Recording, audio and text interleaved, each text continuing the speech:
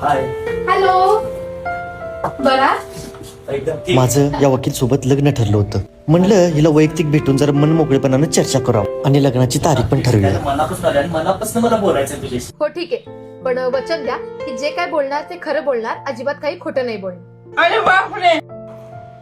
खरं सांगतोय, तुझे डोळे खूप सुंदर आहेत आणि तुम्हाला खूप आवडतीस. ऑब्जेक्शन. मुद्दा भरकटतोय. मला सांगा, तुम्ही मला लग्नात किती तोळाचं गंठन देणार आहात? बरं मी काय म्हणतोय, आपलं लग्न पुढच्या महिन्यात 2 तारखेला ठेवूया का? सॉरी, त्या दिवशी माझी कोर्टाची मीटिंग आहे. मग 15 तारखेला. नाही, त्या दिवशी मला हायकोर्टात जायचं. आईला लग्नच करतोय का कोर्टाची तारीख पे तारीख घेतोय काय कळत नाही. आईला झक मारल्याने वकील बरोबर लग्न ठरलं. ठीक आहे, आता मला निघायला हवं. पण एक सांगतोय, आय लव्ह यू.